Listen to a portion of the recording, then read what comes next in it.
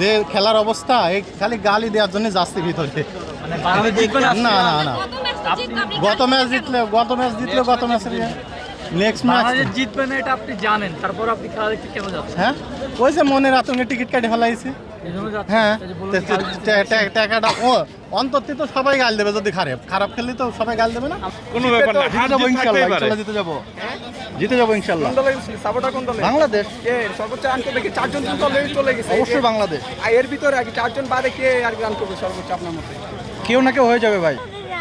বলো খেলা দেখ, বলো খেলা দেখতে আসছি। বলো খেলা দেখতে আসছি। বাংলাদেশে তো 4 উইকেট পড়ে গেছে, কি মনে হচ্ছে বাংলাদেশ জিতবে? ইনশাল্লাহ জিতবে, খেলা মাত্র তো শুরু। আচ্ছা, এখন আপনি কার উপর ভরসা করছেন? জি, এখন আপনি কোন ব্যাটসম্যানের উপর ভরসা করছেন? এখন মেহেদী মিরাজ মাঠে আছে, মেহেদী মিরাজের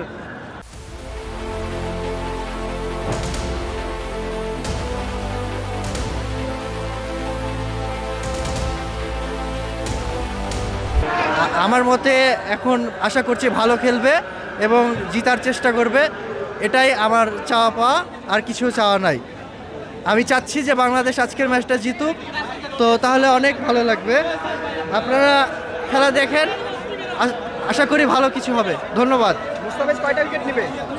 আশা করা যাক যে 3টা নিলে অবশ্যই একটা ভালো ডিফেন্ড করা হবে। তাসকিনের জায়গায় শরীফুলকে নেওয়া হয়েছে, শরীফুল তাসকিনের ব্যাপারটা পূরণ করতে পারবে?